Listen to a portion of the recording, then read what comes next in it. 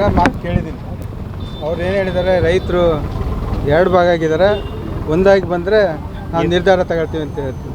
ಒಬ್ಬ ಜಿಲ್ಲಾ ಉಸ್ತುವಾರಿ ಸಚಿವರಾಗಿ ನಾನು ಅವ್ರಿಗೆ ಕೇಳೋದು ಇಷ್ಟೇ, ನಿಮ್ಮ ನಿರ್ಧಾರ ಪ್ರಕಟಿಸ್ರಿ. ನೀವು ಉಸ್ತುವಾರಿ ಸಚಿವರು ಆಗಿರೋದು ಯಾವುದಕ್ಕೆ? ನಿಮ್ಮ ನಿರ್ಧಾರ ಏನು ಅಂತ ಪ್ರಕಟಿಸ್ಬೇಕು. ನೀವೇ ಹೇಳಿದಿರಿ 2 ಬೆಳೆಗೆ ಆಗುವಷ್ಟು ನೀರಿದೆ ಅಂತ. 2 ಬೆಳೆಗೆ ಆಗುವಷ್ಟು ನೀರಿದೆ ಅಂದಮೇಲೆ ಈಗಾಗಲೇ 25-30% ಜನ ರೈತರು ನಾಟಿ ಮಾಡೋಕ್ಕೋಸ್ಕರ ಸುಮಾರು 25-30 ಸಾವಿರ ಖರ್ಚು ಮಾಡ್ಕೊಂಡಿದ್ದಾರೆ. ನೀವೇನಾದ್ರು ನೀರು ಕೊಡದೇ ಇದ್ದರೆ ಇವತ್ತು ಆ ರೈತರ ಆರ್ಥಿಕ ಪರಿಸ್ಥಿತಿ ಮೇಲೆ ಹೊಡೆತ ಬೀಳ್ತದೆ. ಈಗಾಗಲೇ ರೈತರು ಸಾಲಗಾರರು, ಆದರೆ ಮತ್ತಷ್ಟು ಸಾಲದ ಕೂಪಕ್ಕೆ ತಳ್ಳುವಂಥ ಕೆಲಸ ನೀವು ಮಾಡ್ತಾಯಿದ್ದೀರಿ. ನಿಮಗೆ ಸ್ವಲ್ಪನೂ ರೈತರ ಬಗ್ಗೆ ಕಾಳಜಿ ಇಲ್ಲ.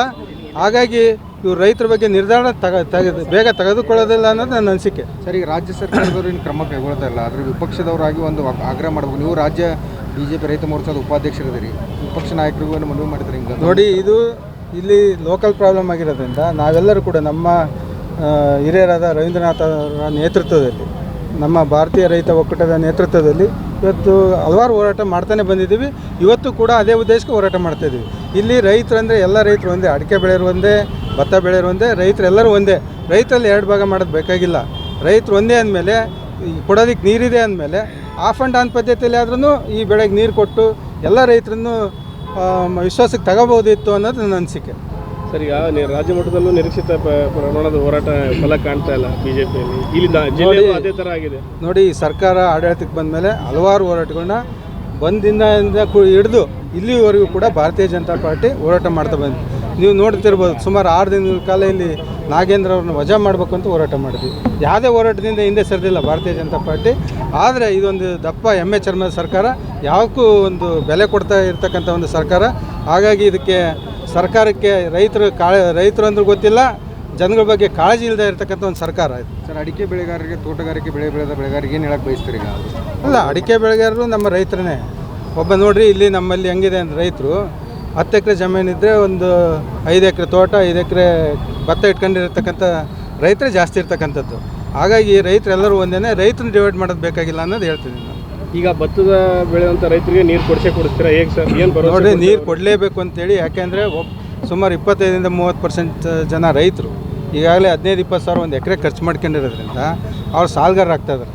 ಅವ್ರಿಗೆ ಅಟ್ಲೀಸ್ಟ್ ಆನ್ ಆ್ಯಂಡ್ ಆಫ್ ಪದ್ಧತಿಯಲ್ಲಿ ಆದ್ರೂ ಇವ್ರು ಎಲ್ಲರೂ ಕುಂದಿರಿಸಿ ರೈತರಿಂದ ಮಾತಾಡಿ ಆನ್ ಆ್ಯಂಡ್ ಆಫ್ ಪದ್ಧತಿಯಲ್ಲಿ ಆದರೂ ನೀರು ಕೊಟ್ಟರೆ ಆ ರೈತರು ಬದುಕು ಕೇಳ್ತಾರೆ. ಹಾಗಾಗಿ ನೀರು ಕೊಡಲೇಬೇಕು ಅಂತೇಳಿ ಇವತ್ತು ಎಷ್ಟೊತ್ತಾದರೂ ನೀರು ಬಿಡ್ರಿ ಅಂತೇಳಿ ನಮ್ಮ ಹೋರಾಟ. ಅಲ್ಲ, ನೀರು ಅವ್ರು ಹೇಳಿದಾರೆ ಸರ್, ನೀವು ಒಂದೇ ಬಂದ್ರೆ ಅಷ್ಟೇ ನೀರು ಕೊಡಕ್ಕೆ. ಅಲ್ರಿ, ಅವ್ರೇನು ಮಾಡ್ತಾರೆ, ಜಿಲ್ಲಾ ಉಸ್ತುವಾರಿ ಸಚಿವರಾಗಿ ಅವರು ನಿರ್ಧಾರ ಏನಂತ ಪ್ರಕಟಣೆ ಮಾಡ್ಬೇಕಲ್ಲ. ಅವ್ರ ನಿರ್ಧಾರನೇ ಹೇಳ್ತಿಲ್ಲ, ರೈತರು ಒಂದಾಗಿ ಬರಲಿ ಅಂದ್ರೆ ಏನು ಅರ್ಥ ಅದು? ಅಲ್ಲ, ಯಾರು ರೈತರ ಮಾತು ಕೇಳೋಣ, ಒಬ್ರು ಬಿಡ್ರಿ ಅಂತಾರೆ, ಒಬ್ರು ಬಿಡಬೇಡಿ. ಅಲ್ರಿ, ಈಗ ಅಧಿಕಾರಿಗಳು ಇದ್ದಾರೆ, ಅವರು ಅಧಿಕಾರದಾಗಿದ್ದಾರೆ, ಅವರು ಜಿಲ್ಲಾ ಉಸ್ತುವಾರಿ ಸಚಿವರು ಇದ್ದಾರೆ. ಅವರೇ ನಿರ್ಧಾರ ತಗೊಳ್ಳೋಕ್ಕೆ ಅವರೇ ಹೇಳಿದ್ದಾರೆ, ನೀರಿದೆ, 2 ಬೆಳೆಗೆ ಆಗುವಷ್ಟು ನೀರಿದೆ ಅಂತ ಅವರೇ ಹೇಳಿದ್ದಾರೆ. ಹಾಗಾಗಿ ನಿರ್ಧಾರ ಅವ್ರದ್ದೇನು ಅಂತ ಹೇಳ್ಬೇಕಲ್ಲ. ರೈತರಲ್ಲಿ ಒಡಕಿದೆ ನಿಜ, ಆದರೆ ಅವ್ರದ್ದೇನು ಅಂತ ಹೇಳ್ಬೇಕಲ್ಲ ನಿರ್ಧಾರ. ಎಲ್ಲೋ ಒಂದು ಕಡೆ ಮತ್ತೊಂದಿಷ್ಟು ಜನ ರೈತರು ಆತಂಕದಲ್ಲಿದ್ದಾರೆ. ಎಲ್ಲಿ ಹಿರಿಯೂರು ಬೈ ಎಲೆಕ್ಷನ್ ಬರ್ತಾ ಇದೆ ನೋಡಿ, ಇದೆಲ್ಲ ನಮ್ಮ ಭಾಗದ ಜನಪ್ರತಿನಿಧಿಗಳು ಸ್ಟ್ರಾಂಗ್ ಇಲ್ಲ. ಆ ಕಡೆ ಚಿತ್ರದುರ್ಗ ಭಾಗದ ಜನಪ್ರತಿನಿಧಿಗಳು ಭಾಳ ಸ್ಟ್ರಾಂಗಾಗಿ ಕುಡಿಯೋ ನೀರು ಒಯ್ಯೋದಕ್ಕೆ ಅದಕ್ಕೆಲ್ಲ ಹೋರಾಟ ಮಾಡ್ತಿದ್ದಾರೆ. ಈಗಾಗಲೇ ಗಮನಿಸಿರ್ಬೋದು, ಟ್ರಯಲ್ ರನ್ ಆಗಿ ಒಂದು 5 TMC ನೀರು ಬಿಡ್ರಿ ಅಂತ ಹೇಳಿದರು. ಅಲ್ಲಿ ಬಿಡ್ತಕ್ಕಂಥ ಕೆಲಸ ಮಾಡ್ತಾರೆ. ಮುಂದಿನ ದಿನಗಳಲ್ಲಿ ನಮ್ಮ ರೈತರಿಗೆ ನಾನು ಹೇಳೋಕ್ಕೆ ಇಷ್ಟಪಡ್ತೀನಿ, ಬೇಸಿಗೆಯಲ್ಲಿ ಹಿಂಗೆ ಮಾಡಿದರೆ ಬೇಸಿಗೆಯಲ್ಲಿ ನಮಗೆ ನೀರು ಮುಟ್ಟೋದು ಕಷ್ಟನೇ. ಇವರು ಕುಡಿಯೋ ನೀರಿಗೆ ಅಂತ ಇಟ್ಕೊಳ್ತಾರೆ. ಇಲ್ಲಿ ನಮ್ಮಲ್ಲಿ ಬರ್ತಕ್ಕಂಥ ಟೈಲ್ಯಾಂಡ್ಗಳು, ನಮ್ಮ ಭಾಗದಲ್ಲಿ ಬರ್ತಕ್ಕಂಥ ಟೈಲ್ಯಾಂಡ್ ನೀರಿಗೆ ಒಂದು ಯಾವ ಕಾರಣದಲ್ಲೂ ಬೇಸಿಗೆ ನೀರು ಮುಟ್ಟಲ್ಲ.